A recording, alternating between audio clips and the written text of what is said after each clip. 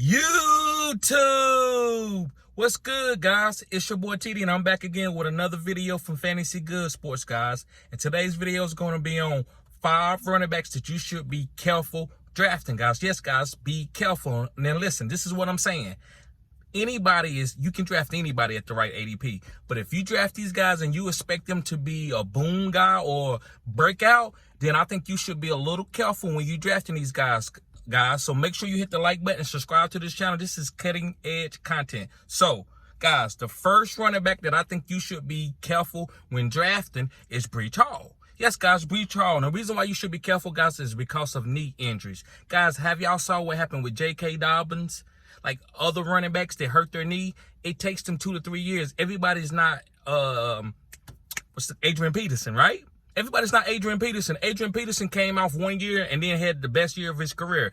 Everybody's not doing that. I'm not touching any running back that gets hurt with a knee injury. If they blow their knee out, I'm not touching them. I'm going to wait to the dip and then I'm going to buy low. So don't expect this guy, oh my God, Breece Hall going to be a top 5 running back. No, he's not. Now, if in Dynasty, if you want to buy now somebody willing to give him to you, then yeah, that's different. So guys, be careful when you're drafting Breece Hall this year. Again, I'm not telling you not to draft these guys at all. At the right ADP, if they fall to you, you take them. But don't draft them where you think they're going to boom out. All right. Next running back you should be careful drafting in 2023 is Javonte Williams. Yes, guys, Javonte Williams from the Denver Broncos. And the reason why you should be careful, again, is the knee injury.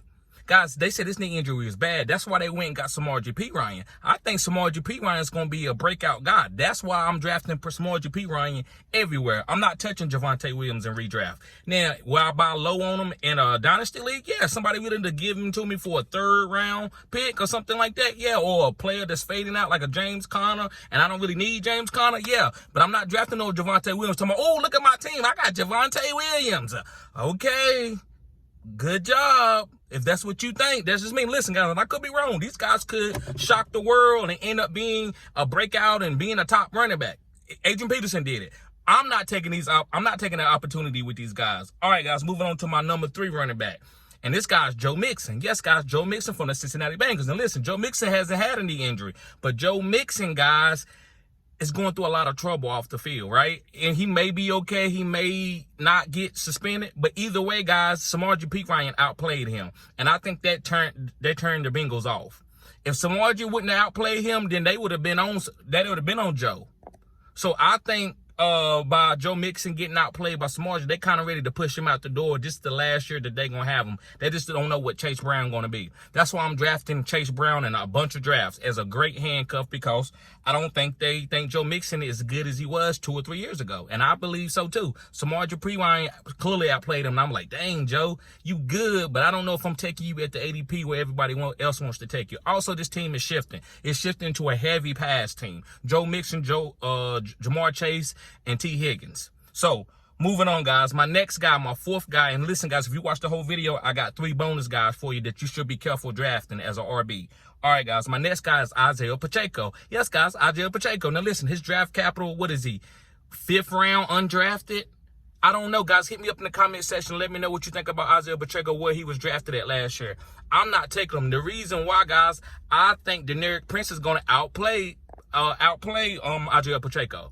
He's killing it at camp. He's 216 pounds. He's just as fast as Isaiah Pacheco. He got better hands than Isaiah Pacheco, and he's a younger guy, and he's cheaper, right? And I know, well, I wouldn't say cheaper because they both are kind of like low draft picks, but next man up. So I'm not taking on Isaiah Pacheco. I think he could end up getting beat out, him and CEH. So I'm fading Isaiah Pacheco, guys. Last but not least, guys, my next guy is Miles Sanders. Yes, guys, Miles Sanders from the Carolina Panthers. And the reason why I don't like Miles Sanders is because, guys, I think he got outplayed in the Super Bowl. Kenneth Gainwell beat him out. They benched him.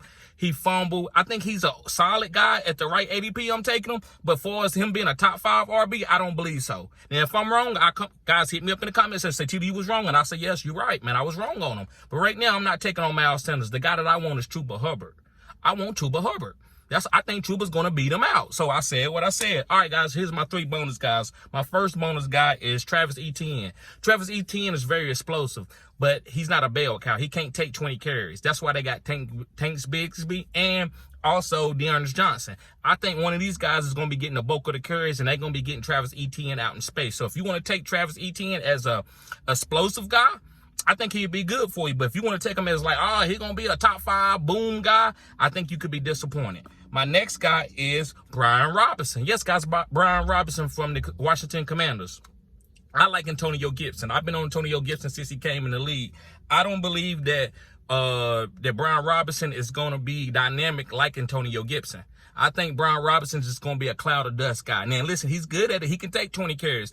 But with Eric Bieniemy being the offensive coordinator, I think Antonio Gibson is going to be being used like very dynamic, like CMC, catching screens, lining up at wide receiver. I think Antonio Gibson can have a breakout boom season. And I think Brian Robinson can just be safe and get the carries and don't fumble the ball. I don't think his ceiling is as good as Antonio Gibson, so I'm not taking Brian Robinson. Even as a squeeze or a handcuff, I'm not really on Brian Robinson. All right, last but not least, guys, and this guy's a really good talent, but you got to be careful drafting him, is Kenneth Walker. Yes, guys, look, Zach Charbonnet reminds me of Emmitt Smith. He can do it all. He can catch the ball. He's not extremely fast, but it doesn't matter. He can make people miss. He does everything well. He even blocks well. I think Kenneth Walker doesn't block that well, and I think he struggled last year staying healthy. So I believe that's why they got Zach Charbonnet. Now, Kenneth Walker, he is explosive, but I don't think he's going to get all the workload, right? I don't think his ceiling is as good as what we thought it was going to be with Zach Charbonnet there. So be careful. I'm not saying he's not good. I just think you just need to be careful drafting him, guys. That's all I'm saying. Just be careful. So, guys, thank y'all for tuning in to Fantasy Good Sports. Make sure you hit the like button and subscribe to this channel. This is cutting edge content.